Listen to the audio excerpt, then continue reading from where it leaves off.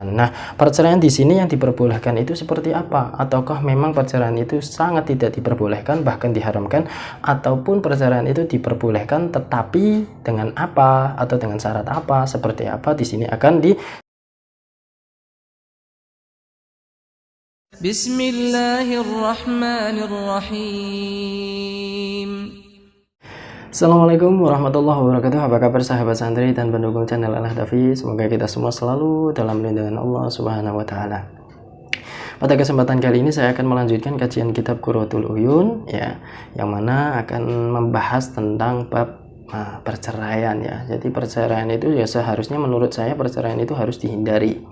Ya, yang mana namanya rumah tangga pasti akan kalau kita tidak bisa menjaga rumah tangga itu pasti akan timbullah sebuah konflik, yang mana konfliknya itu sampai ujung-ujungnya kepada perceraian ya. Nah, unsur perceraian itu banyak sekali pendukungnya, yang mana antara mungkin orang tua dari si suami ataupun orang tua dari si istri itu mereka selalu berikut campur dalam rumah tangga anaknya. Itu yang menjadi salah satu faktor dari penyebab perceraian, atau mungkin tidak menerima kekurangan pasangan satu sama lain.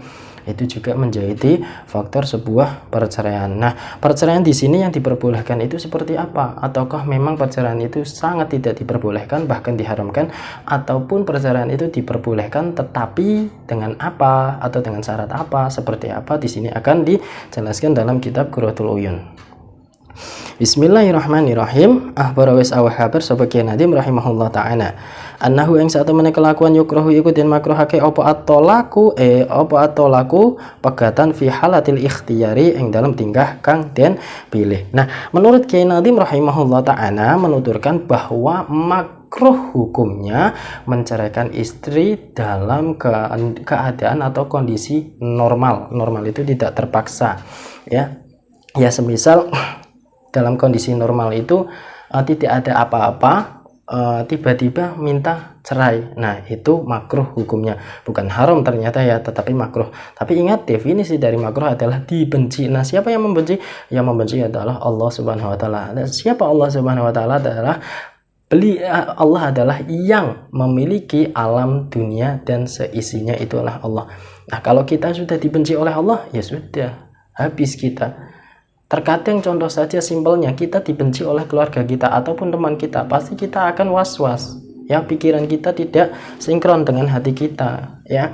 Itu baru dibenci oleh saudara ataupun teman kita. Nah, itu yang membenci Allah Subhanahu wa taala. Itu hukumnya makruh menceraikan istri dalam kondisi normal. Wa yusra'ul firaku lan den lako keake apa pegatan ayat tolakus sunni, tegese tolak sunni utawa perceraian sunni. Apa sih perceraian sunni itu? Ya, wa huwa utawi tolakus sunni ayakuna iku yen to ana apa tolak fid dhuhri iku tetep ing dalam tingkah suci, lam yujami kang ora jima sapa wong lanang ing wong wadon fi ing dalam dhuhrun fi halatil ittirori ing dalam tingkah kapeksa. Nah, yang selanjutnya, jadi perceraian itu ternyata dilakukan dalam kondisi terpaksa. Maksudnya apa? Maksudnya adalah kondisinya terpaksa, atau yang dinamakan itu adalah sebuah talak sunni atau cerai sunni. Yang mana pengertian talak sunni adalah talak dalam keadaan terpaksa yang dijatuhkan saat istri dalam kondisi suci ya, yang tidak digauli oleh suami ya. Jadi dalam keadaan suci tetapi tidak digauli oleh suami, itu boleh dilakukan talak atau boleh diceraikan ya. Maksudnya apa sih? Ya, jadi maksudnya adalah cerainya itu diperbolehkan atau talak itu diperbolehkan ketika istri itu tidak dalam keadaan haid ya, itu intinya. Tidak dalam sedang kondisi haid itu diperbolehkan. Nah, andai kata dalam sedang kondisi haid, yaitu dilarang untuk ditalak atau untuk diceraikan ya. Lakinahu tetapi ne pegatan utawa tolak abghadul mubahati iku luweh bendu-bendune pira-pira perkara kang wenang ilallahi mungguhi Gusti Allah. Nah, Tetapi perceraian ataupun talak itu adalah suatu perkara mubah ya, yang mana sangat dibenci oleh Allah ya. Perkara boleh atau mubah, tetapi itu adalah perkara yang sangat dibenci oleh Allah. Makanya ya jangan sampai terjadi perceraian ya.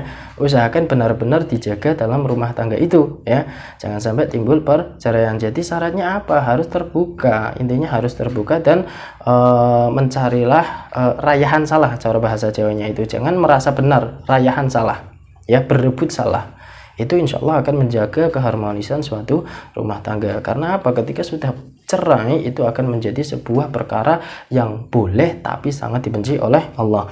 Liqaulihi alaihi salatu wassalam, karena anane dawuh Nabi Muhammad sallallahu alaihi wasallam, abghadul halali utawi perkara kang luweh diketingi perkara halal, utawi perkara halal kang luwih dikedengi ilallahi mungguh Gusti Allah atau laku yaiku rupane pegatan. Nah, ini sama selaras dengan hadis Rasulullah SAW yang mana talak atau perceraian itu adalah perbuatan yang halal tetapi sangat dibenci oleh Allah ya. Jadi jangan sampai terjadi perceraian, apalagi ada suami yang sedikit-sedikit ada masalah sedikit, tak talak sampean, tak balik ke sampean yang ngomong wong tuamu. Nah, itu adalah sebuah, bisa jadi itu bisa jadi jatuh talak beneran ya, bukan main-main ya. Jadi jangan sampai ada kata-kata talak ataupun cerai itu muncul dari mulut seorang suami ya. Jadi itu saja yang bisa saya sampaikan, semoga bisa bermanfaat. Dan pada kesimpulannya adalah jangan sampai kita itu atau sebagai suami itu mudah mengucapkan kata-kata tolak, cerai ataupun tak kembalikan kamu ke orang tuamu, itu jangan sampai ya. Dan dilarang menceraikan istri dalam keadaan istri itu sedang haid ya, itu sangat dilarang. Karena apa? Talak itu adalah suatu perbuatan halal ya, yang mana sangat dibenci oleh Allah Subhanahu wa ta'ala. Jadi hindari itu talak ya. Wallahu muwaffiq ila aqwamit thoriq. Wassalamualaikum warahmatullahi wabarakatuh.